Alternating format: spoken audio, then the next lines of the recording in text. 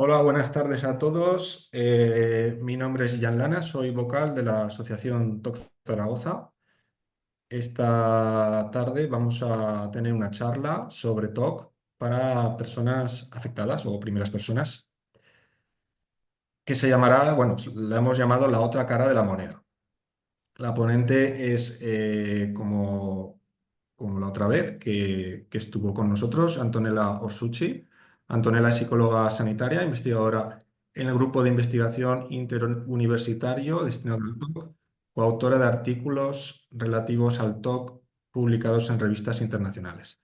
Ha realizado un training especializado para el tratamiento del TOC, el BTTI, de la Fundación Internacional de TOC. La hizo en Houston, Texas, en Estados Unidos, miembro ordinario del Grupo Intervención en Emergencias y Catástrofes del Colegio Oficial de Psicología de Andalucía Oriental. Ahora está en Granada.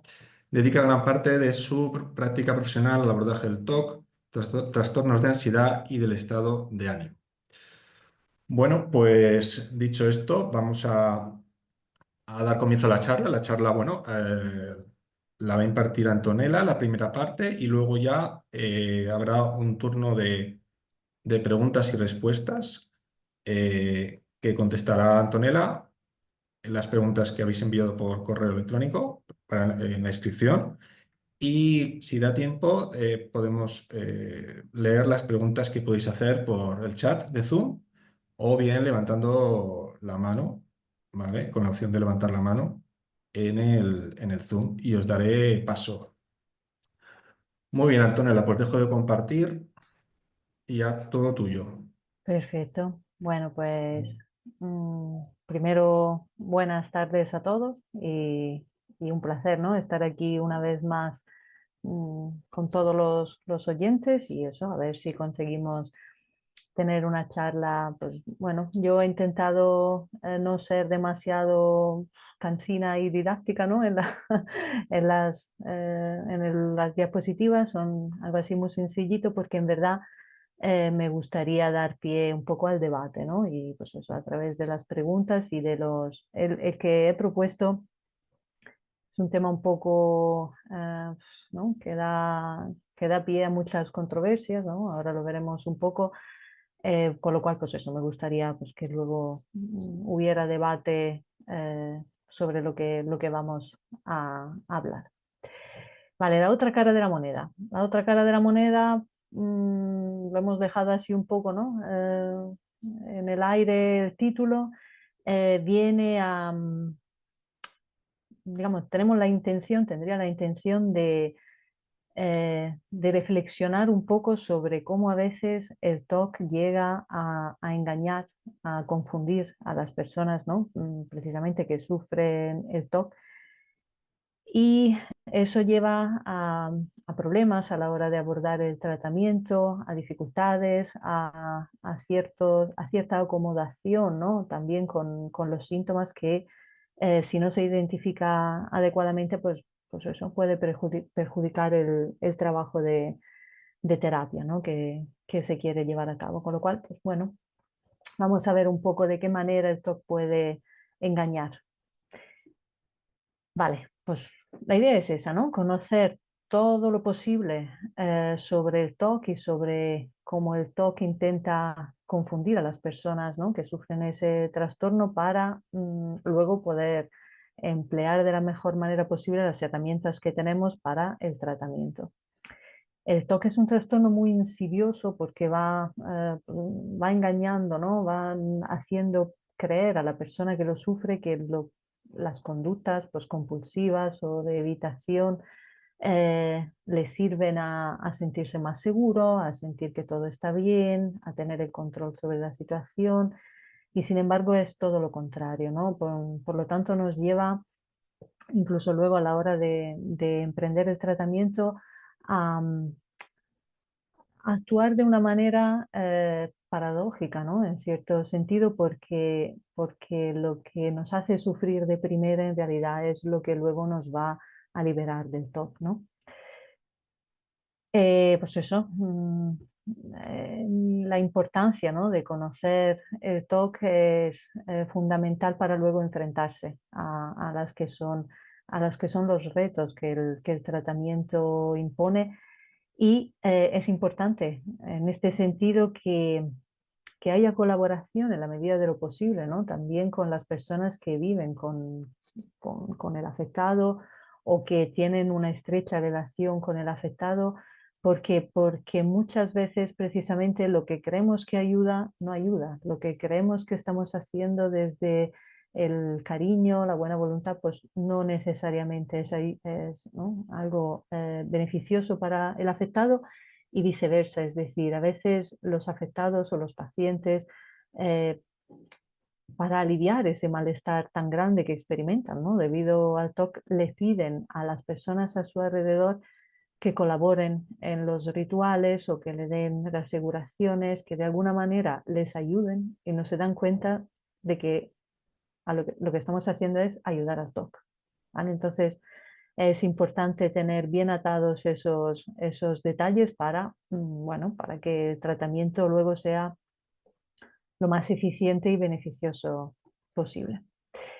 Vale, con respecto a eso, yo sé que soy cansina, los que, los que verán varias de mis charlas, pues probablemente este esquema los verán repetido una y otra vez. Este es un poco el esquema de lo que es el marco teórico, ¿no? De cómo se desarrolla el TOC y es la base sobre la que luego se construye el tratamiento del TOC. Con lo cual, a mí me gusta repetirlo porque, bueno, como somos muchos, ¿no?, los que participamos a esas charlas, no sabemos qué afectados reciben una terapia, qué afectado no la reciben, qué conocimientos tienen de trastorno, con lo cual, bueno, pues voy a ser breve, pero lo voy a repetir un poco para que tengamos pues un poco esa base común.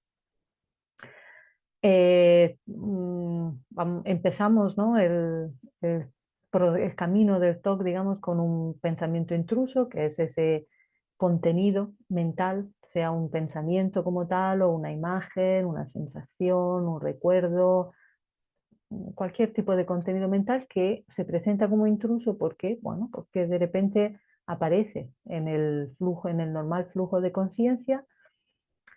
Y ojo, ese pensamiento intruso no es patológico, es un fenómeno que cualquier persona puede experimentar en un momento dado de su vida, de por sí no representa un síntoma de nada, pero ¿qué pasa? Las personas que están predispuestas a sufrir TOC, a ese pensamiento en un momento dado le atribuyen importancia, una credibilidad más allá de, ¿no?, de la credibilidad que merece, una valoración negativa, o les genera un especial malestar, ¿no? Como que sienten que ese contenido no debería estar ahí.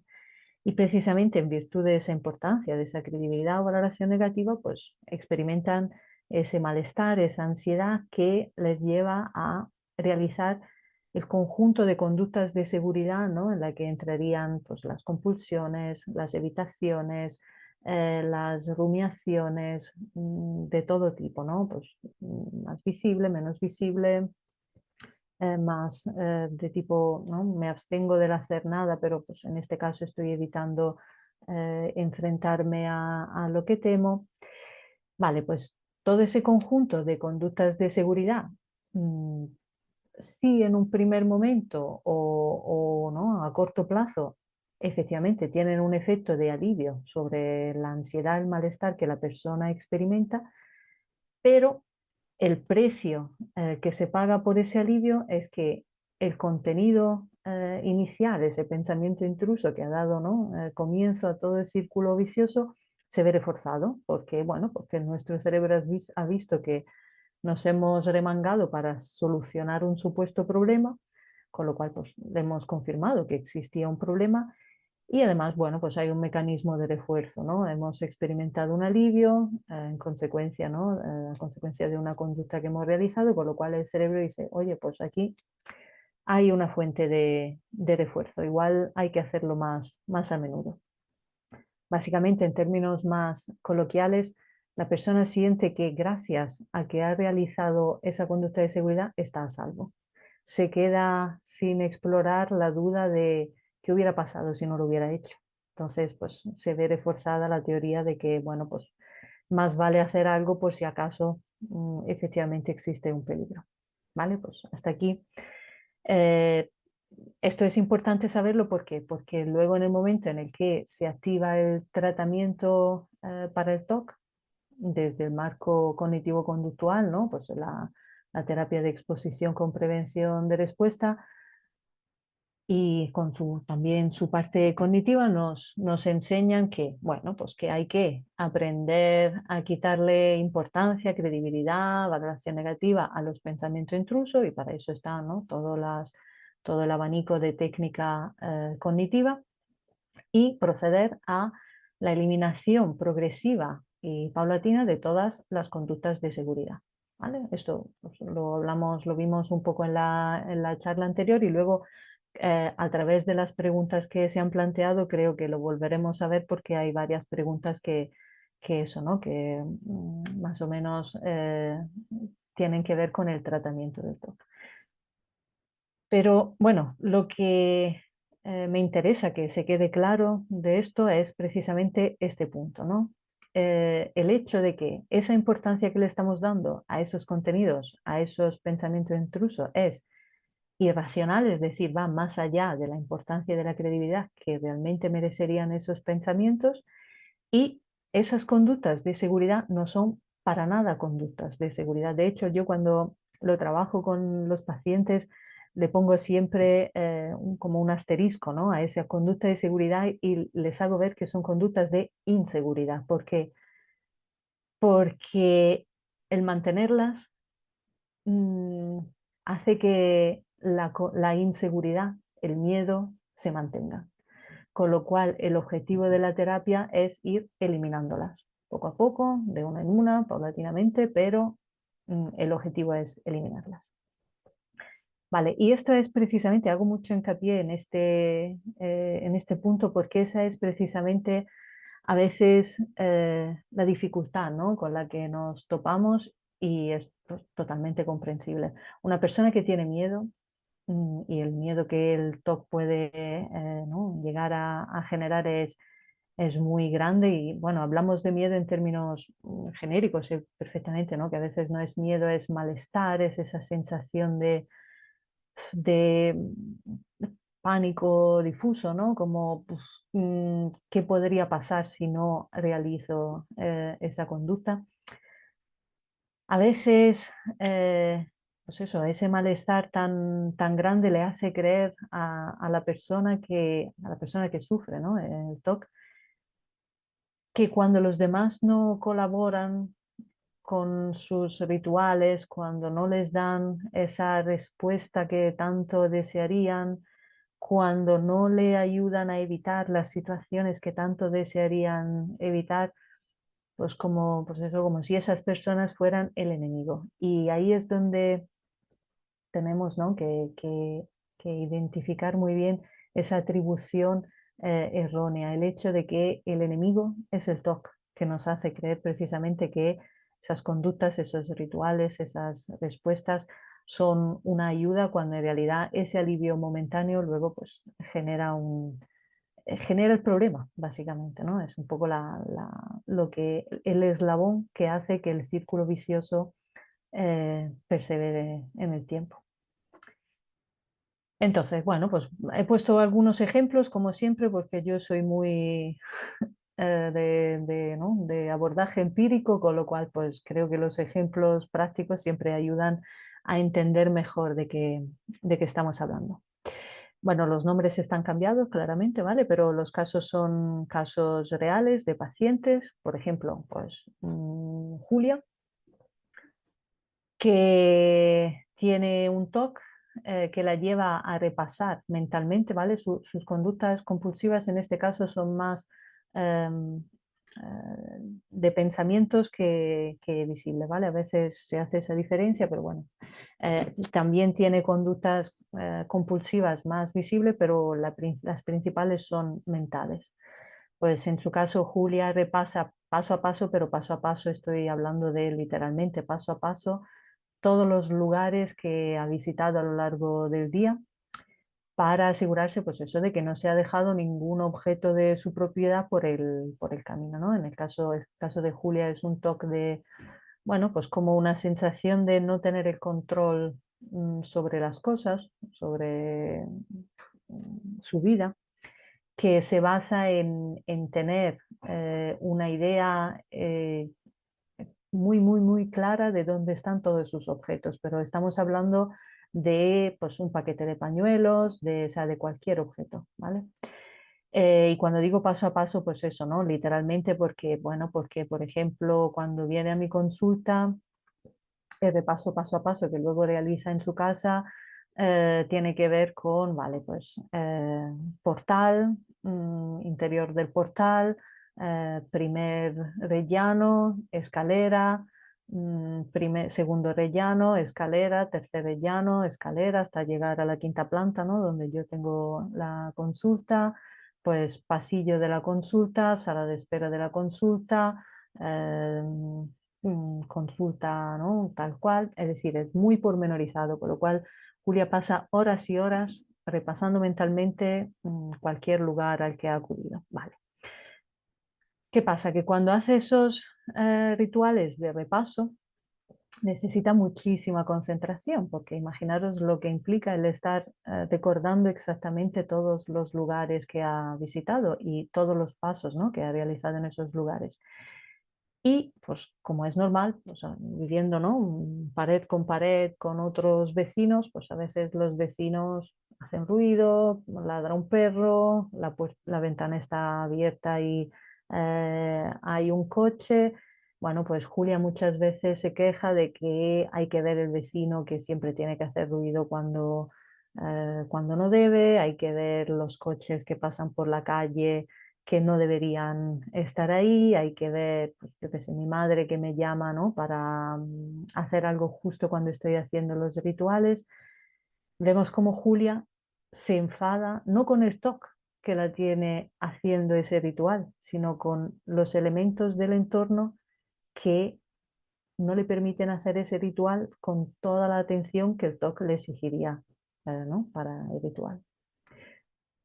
Otro ejemplo, María, un toque de contaminación, pues hace que cualquier contacto físico y a veces incluso no el propio contacto, sino el hecho de estar cerca de alguien, aunque no haya contacto, le genere mucho malestar por la idea de, bueno, de que se le puede haber pasado algo de la otra persona, gérmenes o en particular recuerdo María tenía un gran problema con los perros en la calle, ¿no? Entonces el simple hecho de que hubiera un perro paseando por la calle le hacía sentir que algo del perro se le podía haber pegado a ella. Y eso, y efectivamente, pues María se enfadaba, hablo en pasado porque en un caso ya trabajado, se enfadaba muchísimo con por qué la gente se pega tanto cuando estamos en la calle, porque los viernes por la tarde tiene que haber tanta gente en la calle, porque no se quedan en su casa, porque la gente se compra perros, qué pasa con tantos perros en la calle, ¿por qué? Esto le hacía ver que el problema no era su miedo a la contaminación, el problema es que la gente pues, es una maleducada, que se acerca, que no respeta el espacio físico de los demás, que no se percata de, ¿no? de por dónde va el perro mientras lo están paseando por la calle. En fin, una vez más, el TOC le hace creer a la paciente, ¿no? en este caso, que él la está ayudando, que él la está ayudando a mantenerse sana y, ¿no? y a salvo de las contaminaciones que el mundo de alrededor le podrían procurar. Y Juan, pues otro ejemplo de contaminación que en este caso, pues por ejemplo, ¿no? le llevaba a llegar a su casa y quitarse literalmente toda la ropa en cuanto entraba por el umbral de su casa y a irse a la ducha, en la que realizaba, ¿no? un ritual de limpieza y de ducha durante una hora en los mejores momentos, ¿vale? Se podía alargar incluso más de una hora y pues el problema de Juan era porque su familia no hacía lo mismo, que mi familia no sé cómo no entienden, que es ¿no? que me genera mucho malestar que no se quiten toda la ropa, que no respeten mis rituales, todos lo deberían hacer, todo deberían seguir dentro de la casa las mismas normas que el TOC me impone. ¿Vale? Pues, ¿por qué es tan importante hacer ese primer trabajo de entender las trampas del TOC? ¿Por qué? Porque el TOC así es como se va haciendo hueco. Nos hace creer que es importante lo que no lo es, nos hace creer que es peligroso lo que no es peligroso y la base de esas creencias son profundamente irracionales. Y cuando hablamos de que son irracionales, podemos hablar de que son irracionales porque son pues, totalmente ilógicas, ¿no? Como, pues, por ejemplo, mm, puedo contagiarme de SIDA si en la calle por casualidad piso un condón, ¿vale? Pues, si nos pusiéramos a ver que es sumamente ilógico, digamos, desde un punto de vista médico, suponer que puede darse una contaminación de este tipo, ¿vale? O pueden ser irracionales por cuestiones de lógica. Bueno, pues en este caso entraríamos en el debate sobre probabilidad-posibilidad, sobre la tolerancia a la incertidumbre, sobre la estimación, ¿no? Que a veces hacemos pues, del blanco-negro, de cómo nos tomamos al pie de la letra ciertas creencias. Y eso sería todo el trabajo, por ejemplo, que haríamos desde la parte cognitiva, ¿no? Del tratamiento. Y precisamente eh, siendo conscientes de esas mentiras que cuenta el TOC, pues es tan importante no realizar las conductas de seguridad, ¿no? que el TOC pide, porque en este caso le estaríamos haciendo un favor al TOC y no pedirle a los familiares o a las personas, ¿no? cercanas que realicen esas mismas conductas, porque se viene a generar una falsa zona de confort, es decir, cada vez más la única forma para sentirse a salvo que experimenta una persona con TOC es ese mundo hecho de rituales, de evitaciones, de yo no puedo, de no se debe, y realmente pues es una cárcel. Lo que se vende como una zona de confort es una cárcel y cuando los demás no le ayudan a construir los barrotes de esa cárcel, están ayudando en realidad al paciente. ¿Vale? Por eso es tan importante generar ese equipo, ¿no? contra el TOC. Pues tener muy claro, y eso se hace, ¿no? mucho en consulta, que cuando un familiar o un amigo se niega a actuar como el TOC pide que se haga, realmente está haciéndole un favor al paciente o al afectado, ¿no? Porque cuando al TOC no se le ponen límites, el TOC va acampando a sus anchas y se va haciendo cada vez más grande y cada vez más fuerte. Eh, Muchísimas veces he escuchado a los pacientes decir, bueno, pero este ritual solo me lleva unos minutos, no tardo nada en hacerlo. No pasa nada. O el familiar, ¿no? que dice, bueno, pero ¿qué me cuesta decirle, ¿no? ¿Qué me cuesta contestarle a esa pregunta? Pues os aseguro que cuando las cosas se han quedado así, con el tiempo, ese ritual que solo quitaba unos minutos se ha convertido en un ritual mucho más complejo ¿no? y se ha alargado en el tiempo. Y esas preguntas que eran solo unas breves preguntas, pues se han ido convirtiendo en debates, en conversaciones. Recuerdo en concreto había una pareja madre-hija, la hija con el TOC y la madre pues que le iba dando las aseguraciones, ¿no? al TOC para aliviarle esa angustia. Decía, pues qué pobre mi hija, no puedo dejarla, ¿no? así de angustiada. Acabaron en algunas ocasiones pasándose la noche entera respondiendo a las preguntas del TOC. ¿Vale? Entonces, la importancia de ser consciente de quién es el enemigo en realidad. Bueno, pues eso, ¿no? El no dejarse engañar por, por la manera en la que el TOC intenta embaucar, intentando vender, ¿no? Esa ilusión de seguridad, esa ilusión de estar a salvo, cuando en realidad pues, hay más bien poco de estar a salvo. Y nada, eso era básicamente lo que quería transmitir. No he querido hacer una charla muy larga porque creo que este tema puede dar mucho pie a debate, ¿no?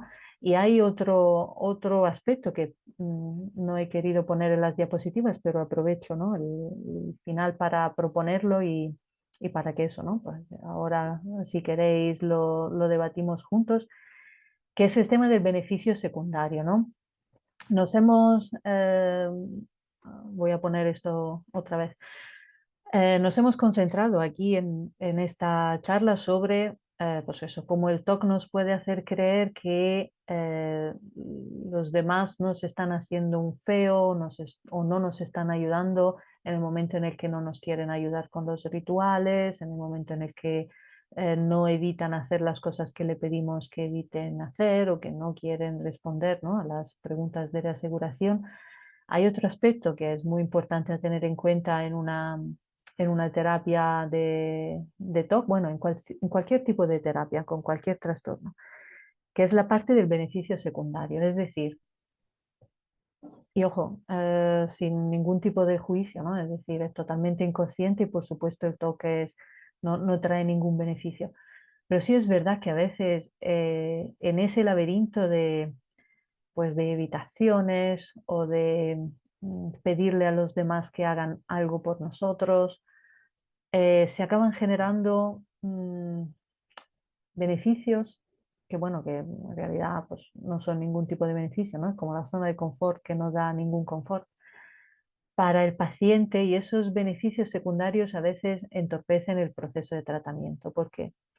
Bueno, porque a lo mejor gracias, entre comillas, a las evitaciones o a los miedos del TOC, me ahorro enfrentarme a una situación, bueno, pues que me puede causar mm, inseguridad, ¿no?, desde un punto de vista totalmente pues, ajeno al TOC, ¿no?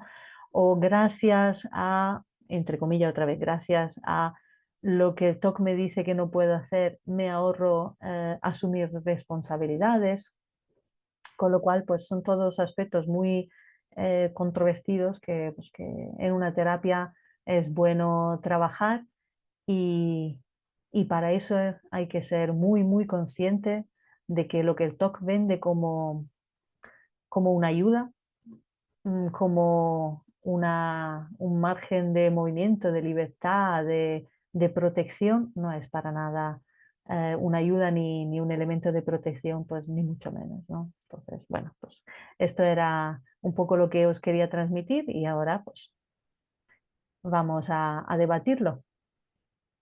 Muy bien, Antonella, muchas gracias. Nada, vosotros. Si quieres, puedes dejar de compartir. Ahí va, vamos a Vamos a dejar ir de con compartir. las preguntas que se han enviado previamente, ¿vale? Y Ujú. luego si hay preguntas por el chat o en viva voz. Entonces, vamos allá. Voy a destacar aquí.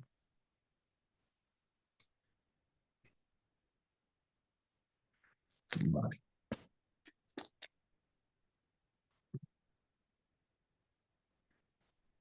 A ver, la primera pregunta es bastante larga. Em, ¿Cuál es la otra cara de la moneda de padecer TOC? Veo y sufro la cruz, pero no veo la cara. ¿Alguna recomendación, pauta, ayuda para que el trabajo no se convierta en un desencadenante reiterado de recaídas del TOC, episodios de ansiedad, crisis, bajas laborales y sufrimiento? Bueno, hasta ahí luego sigo, ¿vale? Porque hay más Sí, preguntas en ese... sí. A ver, vamos por partes. Sí, esa es una pregunta compuesta. Pues un poco lo que es cierto, ¿no? Que el título de la charla daba ahí un poco espacio a interpretaciones. La otra cara de la moneda es un poco eso. Primero, el intentar ser consciente de eso, ¿no? De que lo que el TOC hace experimentar como un recurso, como protección, como un margen de seguridad, en realidad es todo lo contrario.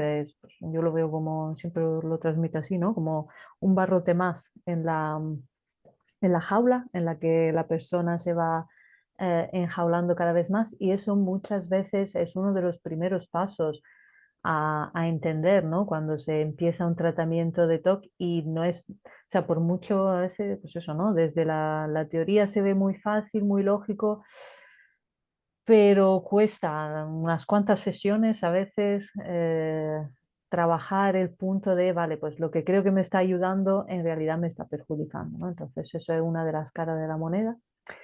Y la otra, pues un poco lo que decía ahora al final, ¿no? Ese beneficio secundario que a veces, no siempre, ¿no? Pero que a veces viene a generarse y que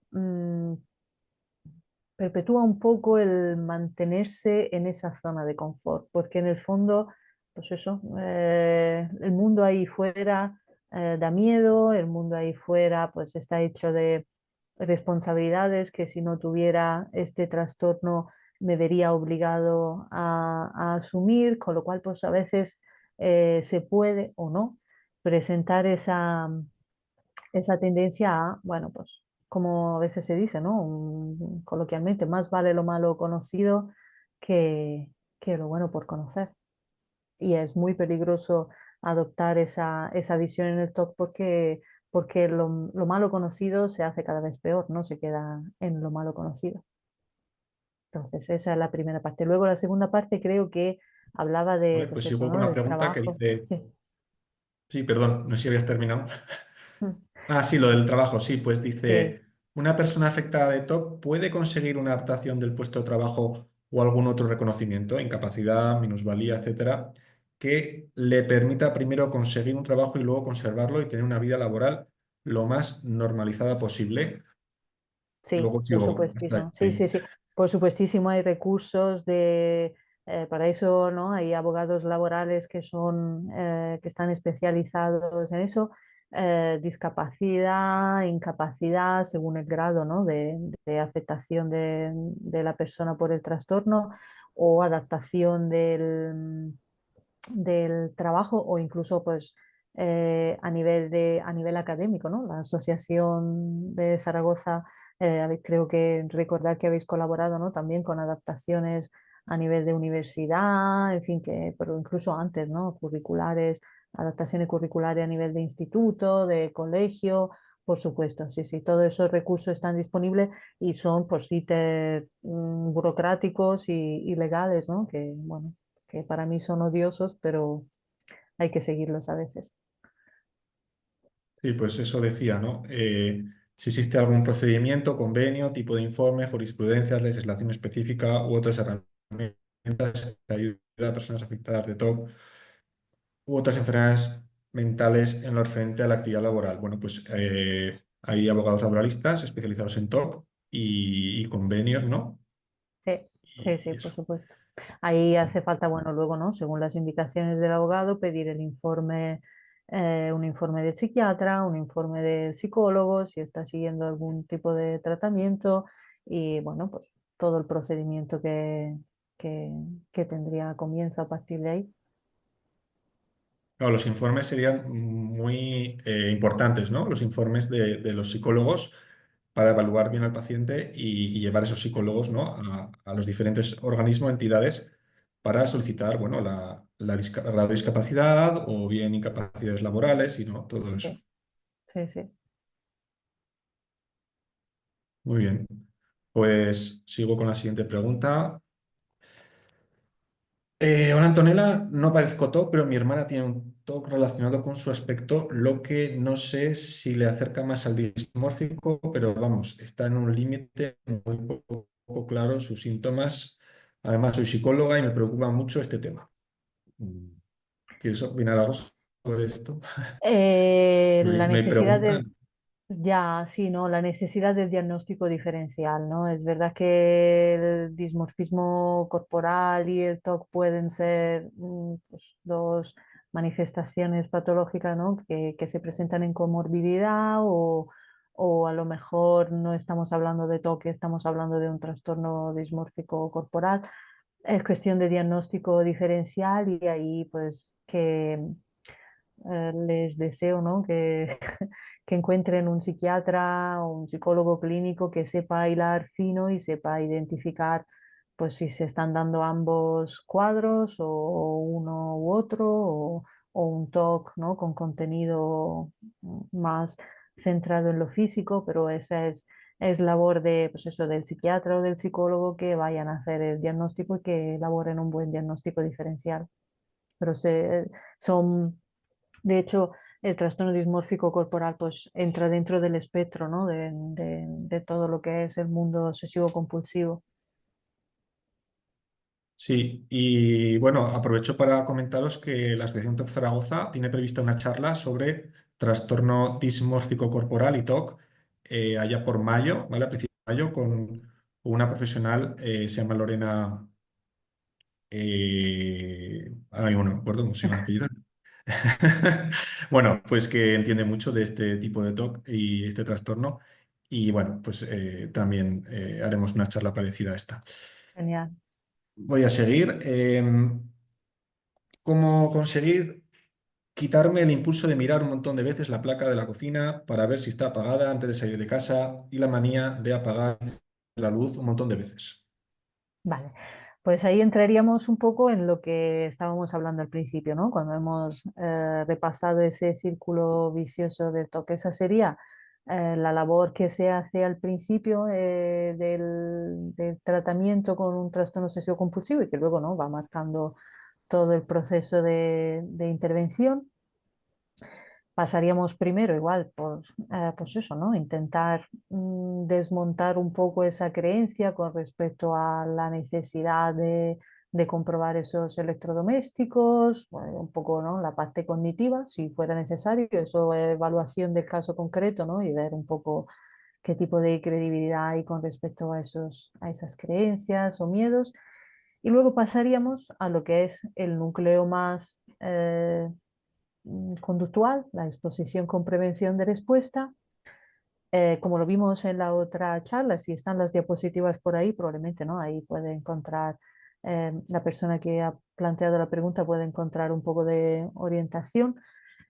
Entraríamos a establecer con el paciente una serie de retos, por así decirlo, una serie de situaciones de exposición al miedo, mm, de menos a más, es decir, del estímulo o del nivel de miedo, por así decirlo, que la persona se siente más dispuesta a tolerar o que es menos intenso y seguiríamos increciendo, ¿no? Enfrentándonos cada vez más a niveles más elevados de miedo o complicando la tarea para que se quede más, se genere más esa sensación de incertidumbre. Entiendo que probablemente, ¿no? El caso que estamos comentando puede haber temor a pues, causar daño, a causar un incendio o algún tipo, ¿no? de consecuencia de este tipo si me dejo la vitro encendida. Entonces, pues igual trabajaríamos,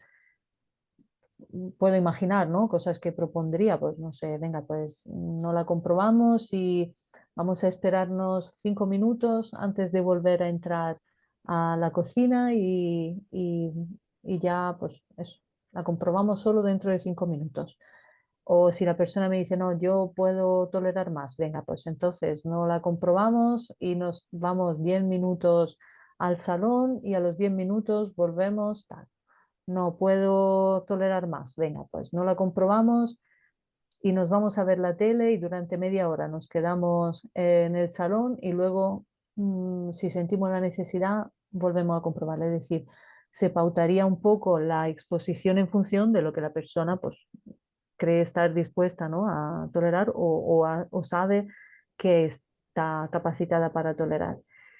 Y paralelamente, pues haríamos probablemente, pues no sé exactamente el caso, ¿no? Pero probablemente haríamos exposición al miedo, ¿no? Es decir, venga, pues, ¿cuál es mi miedo? Que se incendia la casa. yo tenía una paciente que tenía, ¿no?, rituales de este tipo y, por ejemplo, su miedo era, que a veces por eso es bueno, ¿no?, hablar con el paciente y saber, su miedo era más concretamente que temía que hubiera un incendio porque todos sus títulos de estudio, todo, ¿no?, sus papeles importantes los tenía en la casa. Entonces su idea era, si hay un incendio, no era tanto por miedo a morirse, tal, sino si hay un incendio, pierdo todos mis papeles. Entonces, ¿quién soy a partir del día después del incendio? ¿Cómo demuestro que tengo un título de estudio? Tal? Bueno, pues en ese caso la exposición en imaginación que realizábamos era una exposición en la que efectivamente pues me he dejado la vitro encendida y por casualidad había algo de papel ahí cerca, se incendia, el incendio va expandiéndose por todas las habitaciones, se queman todos los papeles, yo estoy fuera y cuando llego me encuentro el piso, ¿no?, en cenizas y he perdido todos mis títulos de estudio, ya no tengo ningún papel, no tengo forma de demostrarle a nadie pues, los títulos que tengo, ¿no?, y que soy una persona legal con mis papeles. Entonces, la exposición al miedo va muy dirigida a los que son los miedos específicos que el paciente sufre, porque muchas veces hacemos, ¿no?, metemos todo en el mismo saco y, bueno, si es miedo a dejarse electrodomésticos encendidos es porque teme morir o matar a alguien. No necesariamente, hay que preguntar cuál es el miedo concreto y pues, convertirlo en material de trabajo de exposición. El miedo nuclear, ¿no? O sea, Sí, llegar al miedo nuclear para hacer bien las sí, exposiciones. sí, sí, correcto. Igual al Muy bien. principio se puede empezar planteando solo prevención de respuesta, pero hay un momento en el que el miedo hay que abordarlo, sí o sí. Vale, la siguiente pregunta trata sobre el TOC y el Asperger. Entonces dice, Ujú. bueno, signos y síntomas, posibilidades de diagnóstico erróneo de TOC en personas con Asperger, tratamientos posibles para esta asociación, o sea, esta comorbilidad. Sí, sí, sí.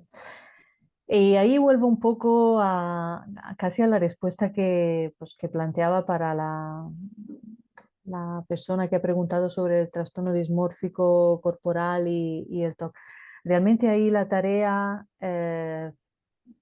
es hacer un buen diagnóstico diferencial, ¿no? Porque es verdad que em, son patologías que a veces tienen muchos puntos en común, con lo cual es muy importante hilar fino, ¿no?, a la hora de eso, de hacer el diagnóstico diferencial. Es verdad que pues hay elementos distintivos, ¿no?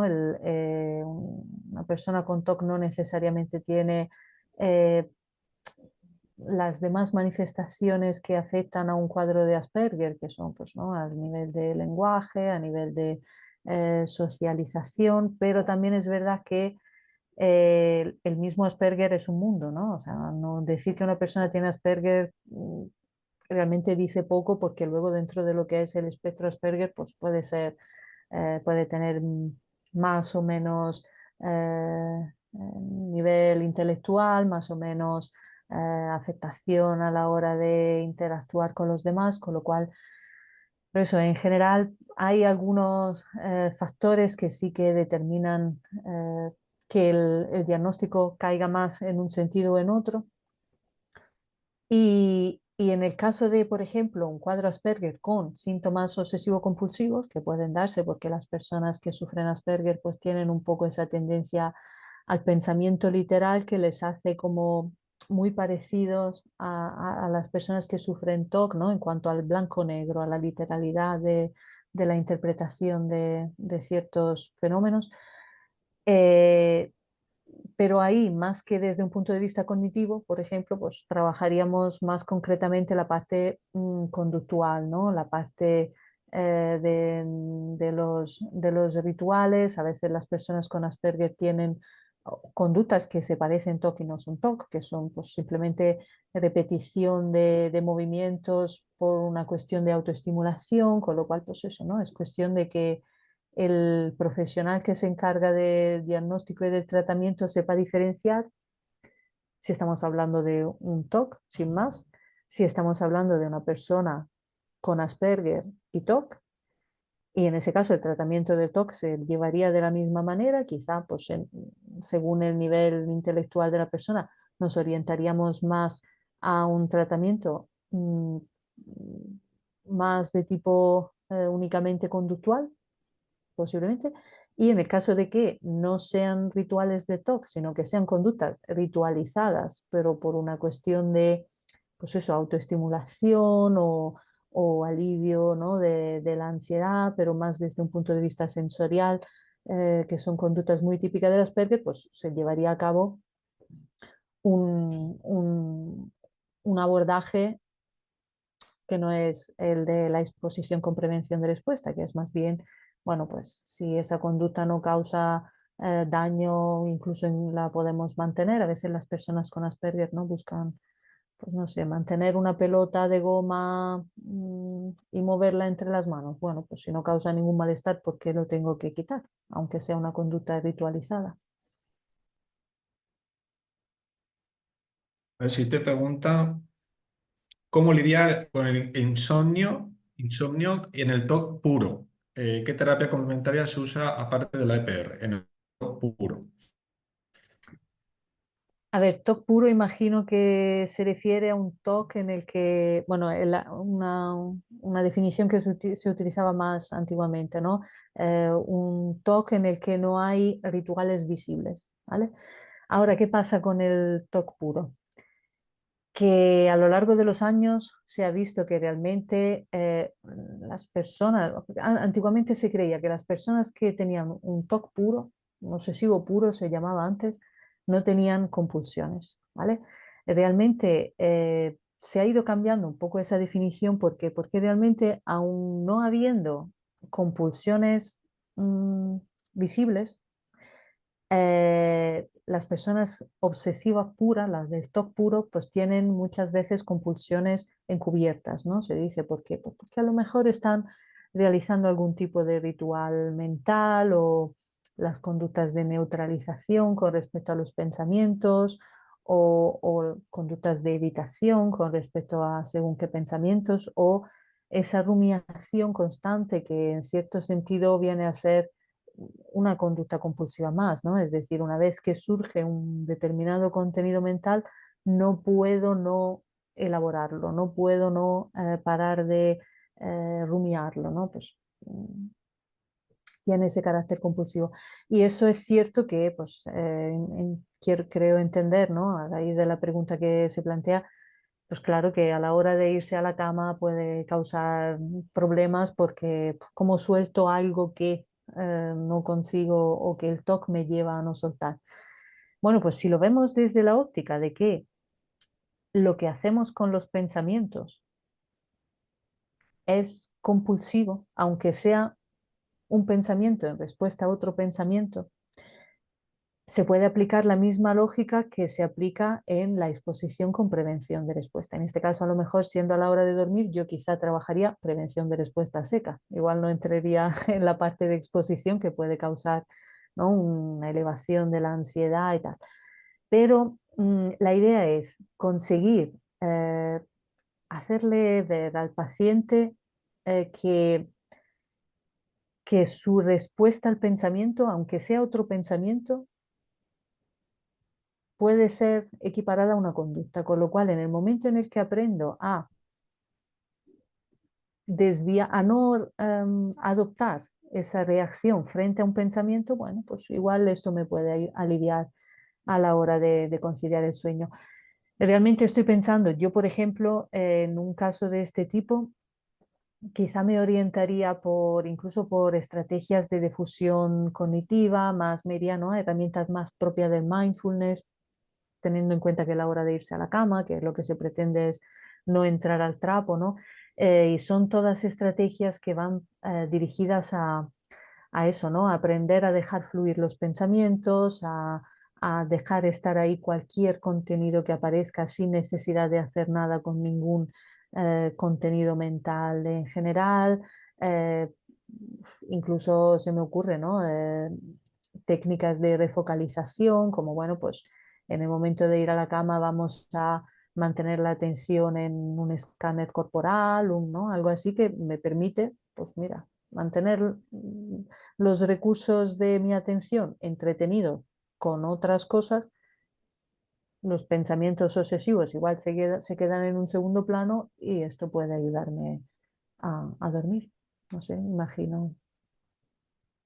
Es curioso porque, bueno, yo creo que una vez que ya tienes mucha experiencia en la EPR, ¿no? Y si tienes compulsiones mentales, yo he llegado a hacer alguna vez exposición al pensamiento antes de dormir, en la cama mismo, ¿vale? Entonces, claro, me ha salido bien y es que he acabado agotado y me he dormido enseguida, o Sí, sea... sí, sí, sí, sí, literal. Pero Sí, ya cuando no pero puedes, para, ya dices, bueno, voy por él porque es que no puedo defusionarme, no puedo hacer la prevención de respuestas secas, no puedo hacer mindfulness, no puedo reenfocar. Yo pues voy a por él. sí, sí, sí. Y realmente para mí es la estrategia más eficaz. Lo que pasa es que entiendo que hay que estar muy, ¿no? Hay Fuerte. que ser muy hábiles y conocer mucho, ¿no? El trabajo que se hace y el sentido que tiene para poder hacerlo a la hora de dormir. Y se me ocurre otro punto en relación a esa pregunta, que igual no tiene nada que ver, pero bueno, por si acaso, le puede ayudar a la persona que ha planteado la pregunta. A veces, una de las cuestiones que se trabajan con el insomnio en general, pero con el insomnio en personas obsesiva, y yo diría con el insomnio en personas en general con una tendencia rumiativa, no necesariamente obsesiva, es el, el propio discurso interior que tiene lugar en el momento en el que tenemos insomnio. Porque no me estoy durmiendo, esto no es normal, fíjate la hora que es ya, mañana tú verás, no me voy a dormir. La gran mayoría de los insomnios, incluso pues eso, ¿no? Al margen del TOC, a veces abordando esos aspectos, entendiendo precisamente el efecto que tienen esos propios pensamientos sobre el reagudizarse de la alerta, eh, vamos, es fundamental y a veces pues solo eso da un gran alivio. Es curioso porque hoy he visto una charla, bueno, en el Instagram, un directo, un live, que bueno, que explicaban eso, que las compulsiones mentales son más complejas, ¿no? De hacer la prevención de respuesta que las compulsiones motoras. Y este profesional que daba la charla decía una analogía, bueno, decía, mira, una persona que tiene compulsiones de lavado, ¿no? Pues imagínate que se pone jabón en la mano y está el grifo de agua, pero se queda sin hacer la compulsión, ¿no? Pues lo tienes ahí, ¿no? Sí, A puntito, lo tienes súper fácil de compulsionar mentalmente. sí, sí, sí, es cierto. Es complicado, sí. Pasamos a la siguiente pregunta. Bueno, dice, esta persona tiene TOC, compulsiones de orden y simetría, ritualizaciones y trastorno de acumulación. ¿Cómo se abordaría este caso? Pues vuelvo, ¿no? a la respuesta que estaba dando antes. Sentándose con el terapeuta, con el psicólogo, elaborando una lista, ¿no? de estímulos, de situaciones, de conductas compulsivas y evitaciones, eh, ordenándolas de la que menos malestar provoca o menos ansiedad provoca en caso de eliminarse, ¿no? O en caso de enfrentarse a ella, elaborando, ¿no? De manera conjunta esa jerarquía y con mucha paciencia, porque por lo que entiendo, ¿no? Pues sería un caso complejo porque hay muchos frentes abiertos, lo cual a veces en esos casos es fácil caer en la frustración, en el no voy a terminar nunca, cómo siga este paso, porque a veces pues hay que ir muy poquito a poco, muy paso a paso. Y, y yo en estos casos pues siempre recuerdo la importancia de no frustrarse porque estoy convencida y no porque sea una persona, ¿no? así especialmente optimista, sino porque los datos lo revelan, vamos, mi experiencia personal con los pacientes siempre ha sido esta. Lo más difícil es emprender el camino y ponerse, ¿no? en el camino y ponerse en marcha. Pero una vez que se descubre mm, que efectivamente, que una vez que se enfrenta uno a, ¿no?, a las compulsiones, a los miedos, más allá del malestar inicial, más allá de lo difícil que por supuesto es enfrentarse a los miedos y a la prevención de respuesta, son toda ventaja, realmente, ¿no? Lo que decíamos antes, el TOC engaña haciendo creer que está haciendo la vida más fácil, el TOC es un obstáculo, se mire por donde se mire. Y el cerebro no es tonto, vamos a confiar en eso. Entonces la persona, el paciente, conforme va enfrentándose a sus miedos y superando las conductas compulsivas, se motiva más y se desbloquean situaciones en progresión geométrica, ¿no? Es decir, luego ya no hace falta ir de uno en uno, sino que una situación se generaliza a otra, con lo cual, vamos, el ingrediente que yo eh, añadiría en esa respuesta a, pues eso, jerarquía, elaborar la jerarquía con el psicólogo, ir empezando poquito a poco, el ingrediente que yo añadiría sería paciencia y constancia. Con paciencia y constancia se consiguen grandes resultados. Y en este caso, que tiene esa comorbilidad con el trastorno de acumulación, claro, ahí se complica la cosa porque imagino que tiene muchas cosas acumuladas y luego compulsiones de orden y simetría. Entonces, ¿no? Se tendría que abordar Claro. un poco a la vez. Claro, pero ahí precisamente está el sentarse con la persona, ¿no? Y decidir en función pues eso, de las prioridades de la persona y de lo que le causa más malestar y tal, ¿por dónde empezamos? ¿Empezamos por dejar desordenadas las cosas que has acumulado o empezamos por deshacernos de cosas que ya vemos cómo las ordenamos? Es decir, así a priori no existe una norma que nos dice primero por la acumulación y luego por el toque o viceversa. eh, yo lo haría escuchando un poco al paciente, ¿no? Porque si para el paciente es más fácil decir, venga, pues no puedo deshacerme de nada, pero igual estoy dispuesto a no ordenar tanto los miles de libros que tengo acumulado. Venga, pues vamos a empezar por ahí. Si me dice al contrario, no, el orden tiene que ser perfecto, pero igual hay algún libro, me estoy inventando, estoy hablando de libros por hablar, igual hay algún libro que puedo tirar, venga, pues empezamos por ahí. Y luego a lo mejor a mitad de camino cambiamos el orden, es decir, a lo mejor hemos empezado por la acumulación y ahora llegamos a tener que deshacernos de cosas que no está dispuesto a tirar, pero sin embargo, igual ya está más dispuesto a flexibilizar un poco ese orden y simetría. Venga, pues pasamos ahí.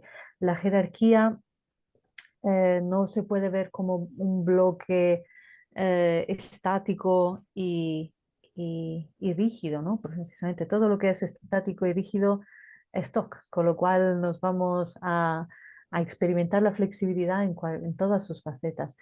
A veces pasa con los pacientes que tienen varios frentes abiertos de TOC que se va saltando de, pues mira, de un ítem de orden y simetría a uno de eh, invento, contaminación, a otro de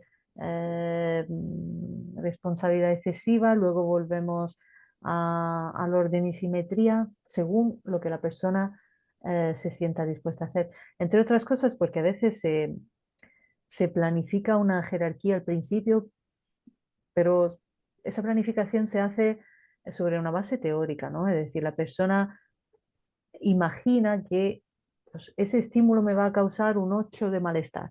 Vale, pues entonces lo abordaremos más adelante. Pero a lo mejor en función del trabajo que ya estamos haciendo, lo que antes era un 8 se convierte en un 5. Entonces, pues oye, ¿por qué no lo adelantamos? Entonces hay que dar pie a esa flexibilidad.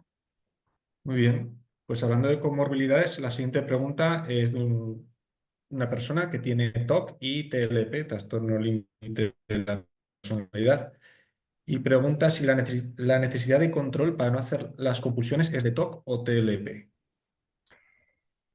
Pues no sé contestar a esa pregunta por el simple hecho de que, y lo siento por la persona que la ha planteado, em, que depende del caso individual. O sea, si diera una respuesta sería una mentira, ¿no? De decir que eh, el TLP sobre todo afecta a la parte de regulación de las emociones, ¿no? Entonces, quizá puedo imaginar, pero términos totalmente hipotéticos, que en un momento dado igual el TOC, y ahí nos volvemos un poco quizá a la otra cara de la moneda. A lo mejor el TOC se ha ido ahí colando en la vida de esta persona, vendiéndose como una estrategia de regulación, precisamente, ¿no? Pues bueno, pues donde siento que no tengo ningún tipo de control y que mi vida es un caos y que siento cosas y que no sé gestionar la etapa, oye, pues mira, parece ser que esto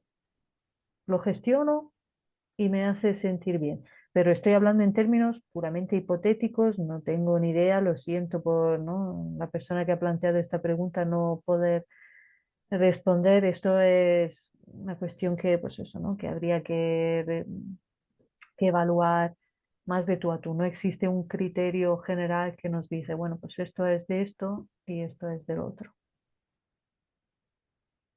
Muy bien, pues la pregunta siguiente, dices una persona que tiene ansiedad brutal y unos lloros al mediodía, siempre al mediodía. ¿Cómo se puede gestionar, abordar este problema de ansiedad brutal?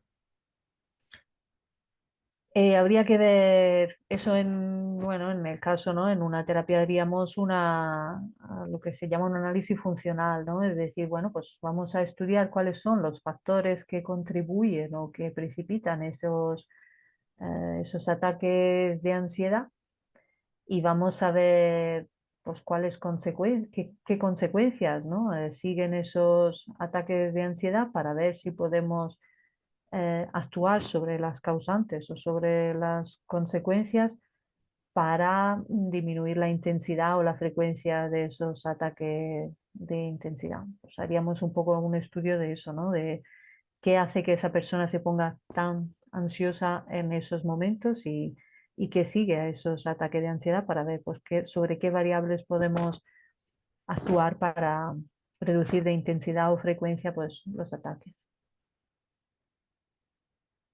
¿El TOC se cura? ¿Qué terapia es la más apropiada para tener el TOC controlado?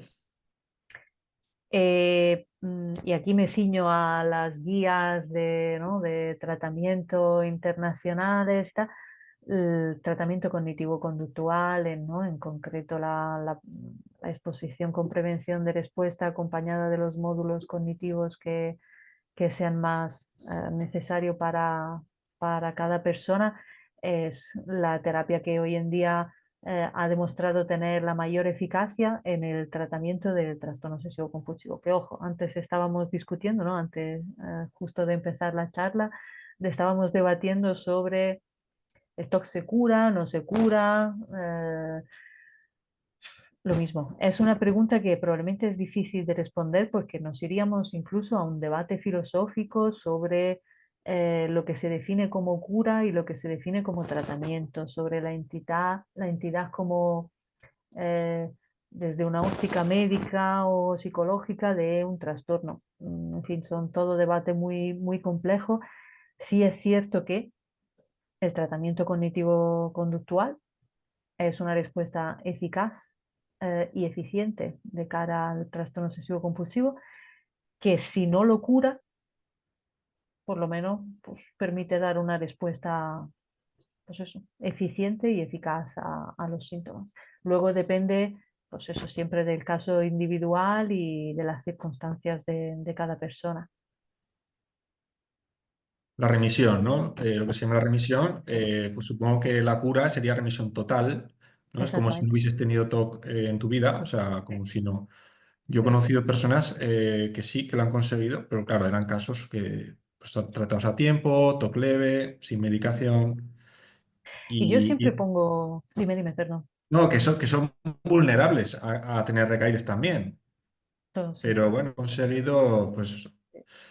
De hecho, el tratamiento cognitivo-conductual siempre prevé una fase final de prevención de recaídas, es decir, una vez que ya pues, hemos conseguido los objetivos terapéuticos, ¿no?, que nos hemos planteado, nos tiramos, bueno, yo personalmente, luego cada uno, ¿no?, sigue un poco las últimas sesiones, un par de ellas por lo menos, a repetir. Yo siempre lo digo, yo soy muy cansina, además, que son conceptos que yo repito a lo largo de toda la terapia, a repetir todo lo que es, pues eso, ¿no? La psicoeducación sobre el TOC, un poco lo que hablábamos antes del círculo vicioso, tal, porque conocerlo es la clave para no volver a caer en, ¿no? en las redes del TOC.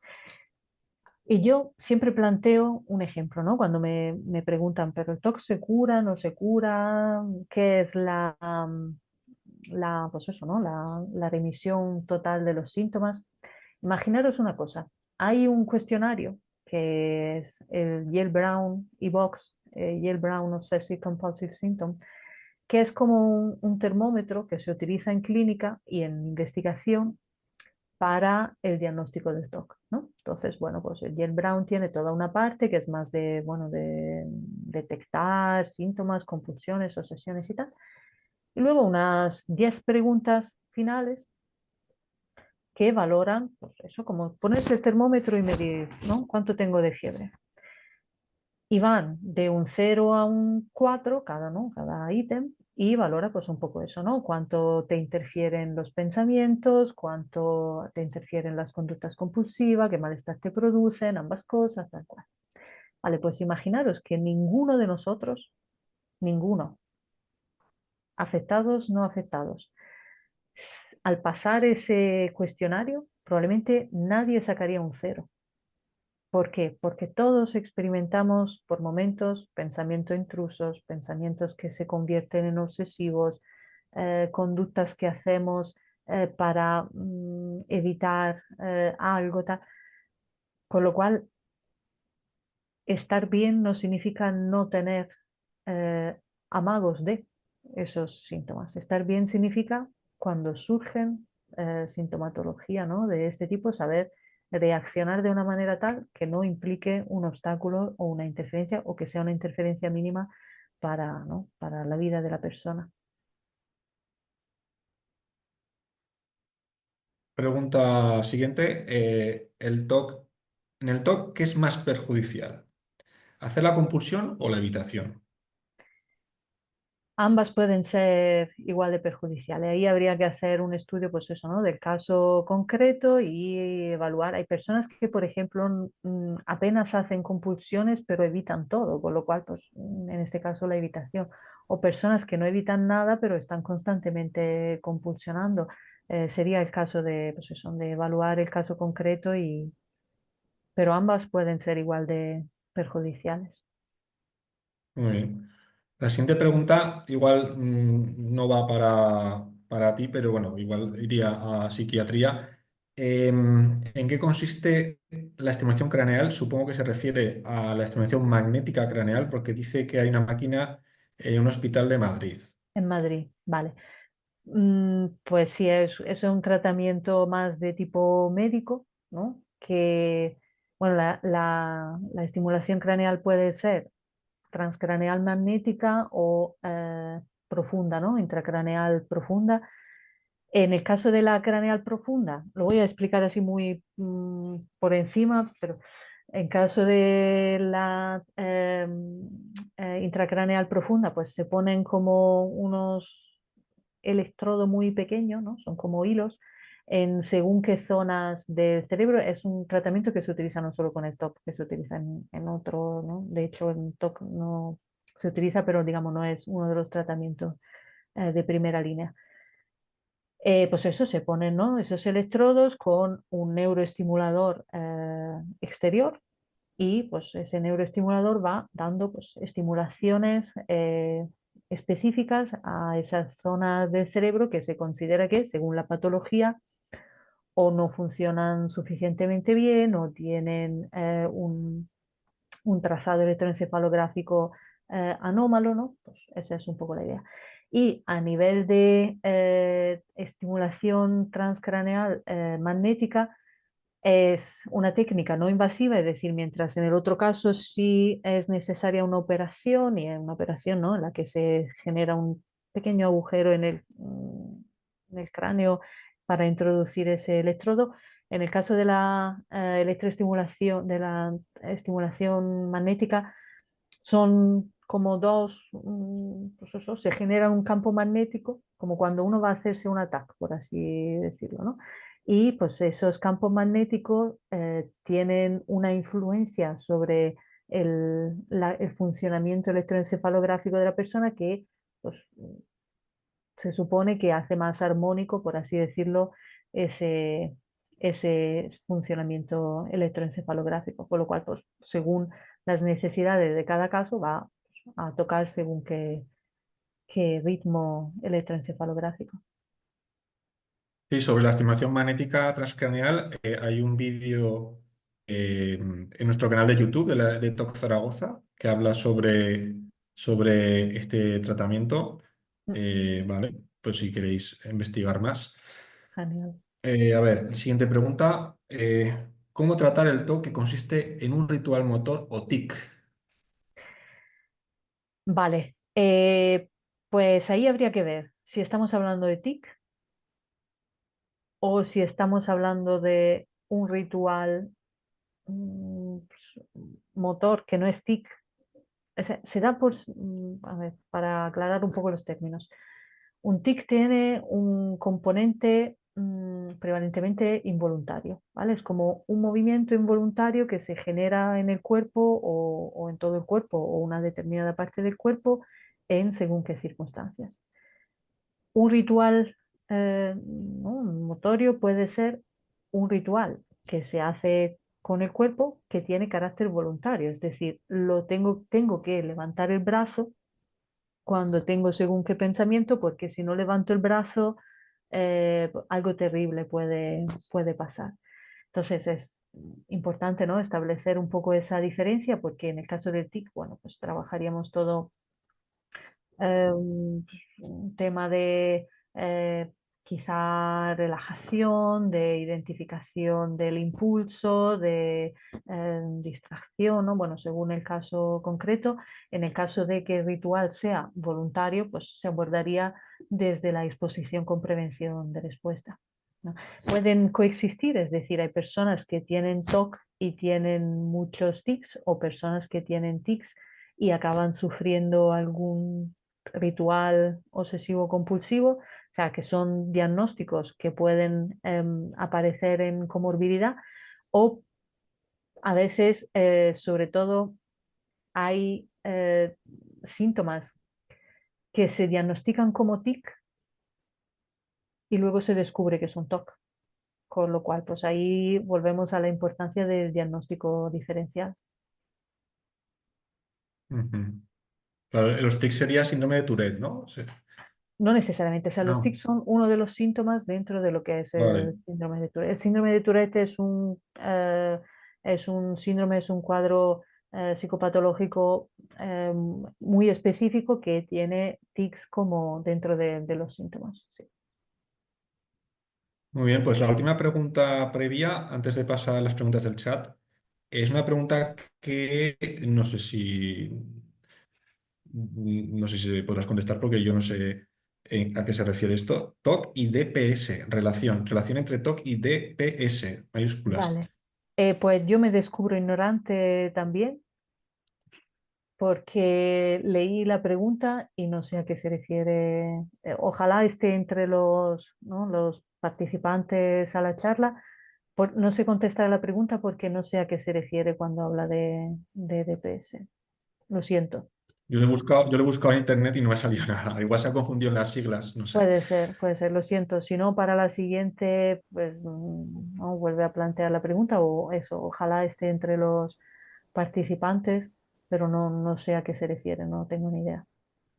Bueno, que detalle, ¿no? En vez de poner las iniciales, que detalle lo que es Sí, cada inicial. sí, sí, Vale. sí. Pues pasamos a las preguntas del chat. Dice la primera de Mireia. A veces me cuesta identificar si algo de lo que hago, de lo que digo o de lo que pienso soy realmente yo o es el TOC. ¿Cómo puedo identificar de manera clara que algo es claramente el diablillo y no yo? Aparte del indicador de la ansiedad, porque a veces es muy confuso para mí y no sé si me estoy ayudando a mí o al TOC. Buena pregunta. Una muy buena pregunta porque muchas veces la línea es sutil, ¿no? De hecho, vuelvo a esa actitud de maleante del TOC que nos hace creer que, porque el TOC a veces lo que hace es exagerar pues, la que es una necesidad de la persona, ¿no? Entonces, añadiéndole ese ingrediente de falta de flexibilidad, de rigidez, ¿no? Es, quizá es una pregunta que, no sé, que fíjate que yo lo abordaría en la terapia, ¿no? Desde, bueno, pues vamos a hablarlo, vamos a intentar averiguar tú qué quieres y en qué sentido el TOC se está colando, ¿no? Y te está llevando a los extremos. Y a veces como un simple ejercicio, ¿no? Que también es un poco banal, pero bueno, ahí lo lanzo, ¿no? A veces las cosas banales también ayudan.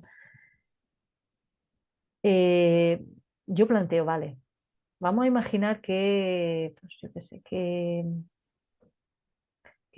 mi cerebro, no sabemos si soy yo o si es el TOC, ahora me pide, pues yo qué sé, tocar la pantalla, la esquina de la pantalla, ¿no? Que tengo aquí delante. Porque, pues, no sé, porque de repente siento esa necesidad de tocar esa esquina de la pantalla. ¿Cómo sé si soy yo o si es el TOC? ¿O cómo sé si, vamos a poner un ejemplo más real? Em, pues a mí me gusta tener mi casa ordenada, ¿no? Me gusta el orden, me gusta tenerlo todo limpio, todo bien ordenado. Y ahora viene alguien y me dice que, pues, que es obsesiva, esa, ¿no? Atención al orden, a la simetría, a la limpieza. ¿Cómo sé yo si soy yo la que quiere tener la casa limpia y ordenada o si es el TOC que me la hace tener así de limpia y ordenada? Porque a lo mejor, oye, pues qué mal, qué hay de malo en tener todos los libros ordenados por tamaño, ¿no? O exactamente alineados. Yo planteo siempre la pregunta, ¿vale? Y si no pudieras hacerlo, ¿cuánto malestar te causaría el no hacerlo? Porque ahí está lo que decíamos antes, ese ingrediente de inflexibilidad del TOC. Vale, a mí me puede gustar el orden, la simetría, pero si no lo puedo ordenar, pues oye, sí, me molestará porque, yo qué sé, no me gusta tener la casa desordenada, pero soy perfectamente capaz de salir de mi casa, hacer otras cosas o, ¿no? O pasar un poco de ese desorden si tengo otras prioridades y tal.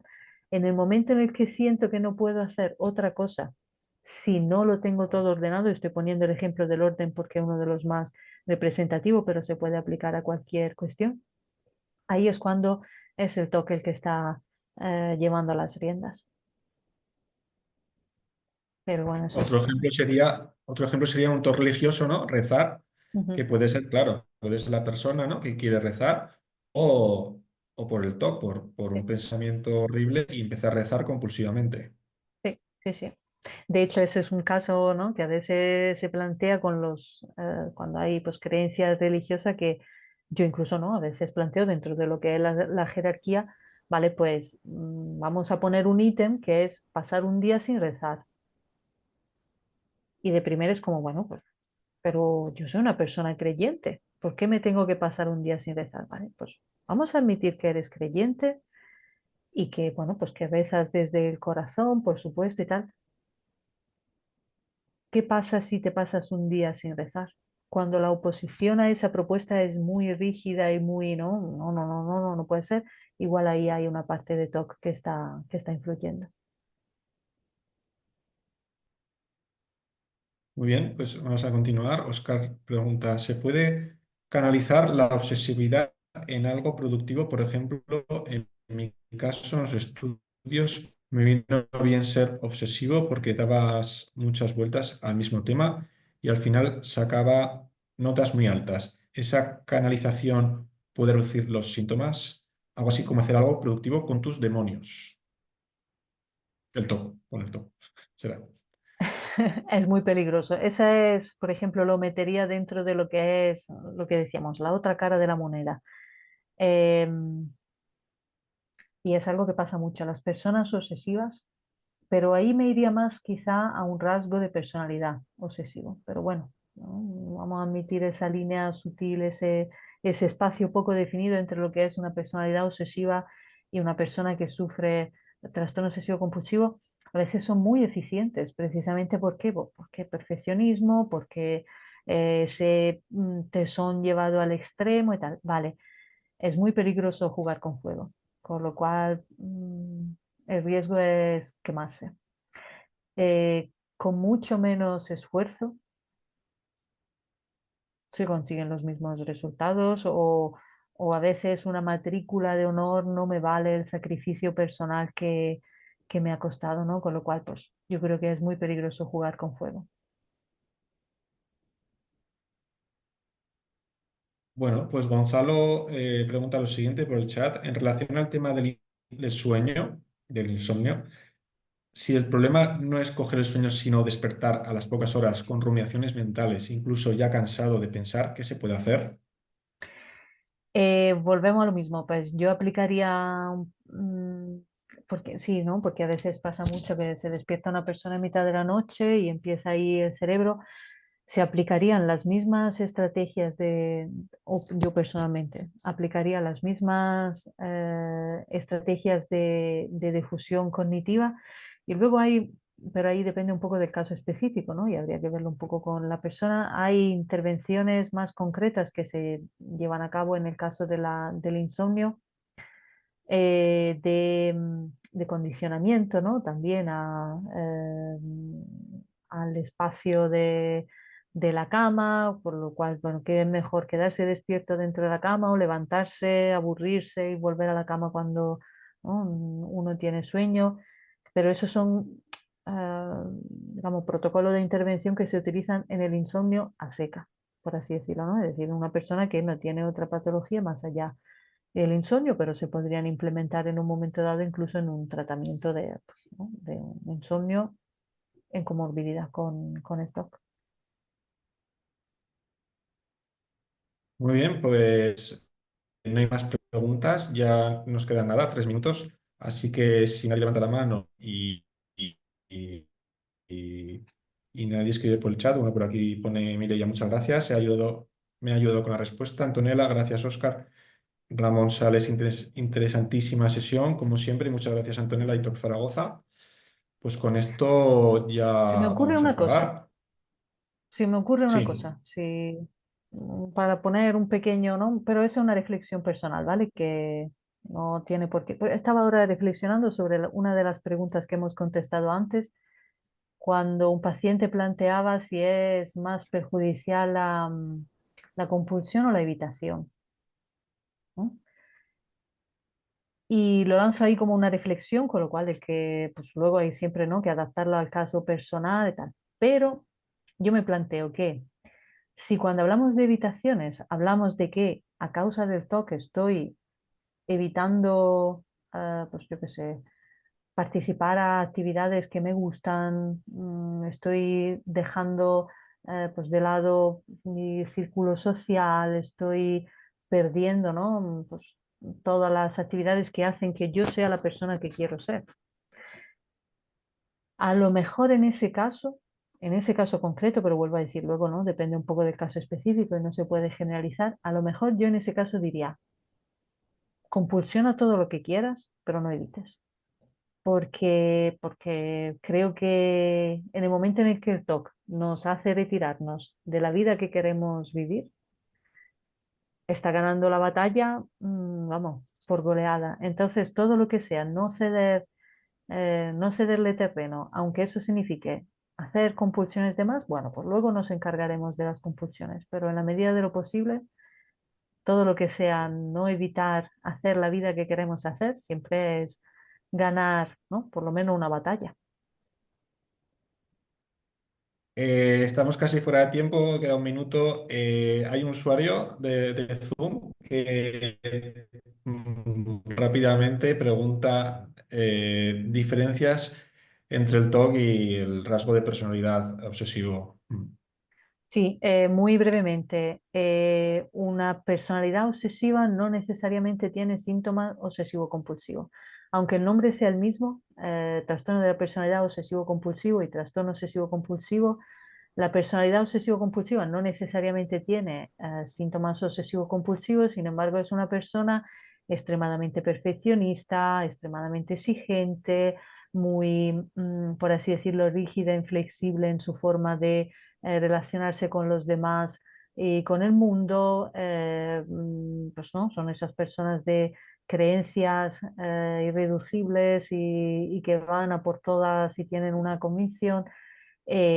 o que ¿no? se dedican al 100% al trabajo de manera inflexible porque, bueno, pues porque sienten que es lo que tienen que hacer, un rasgo de responsabilidad excesiva muy marcado, pero no por eso significa que tengan trastorno obsesivo compulsivo, porque a lo mejor no tienen ni pensamientos intruso repetitivo, ni compulsiones que se activan en respuesta a esos pensamientos intrusos. Es como una forma Muy de bien, pensar y de pues percibir el mundo pues, muy rígida. muy bien, pues muchas gracias, Antonella, por tu tiempo. A vosotros. Dentro de la semana que viene habrá la misma charla, pero dirigida a familiares y allegados de personas afectadas de TOC. Gracias por contestar a todas las preguntas. Gracias a los participantes también por sus preguntas y nos vemos en la próxima. Estupendo. Hasta luego. Adiós.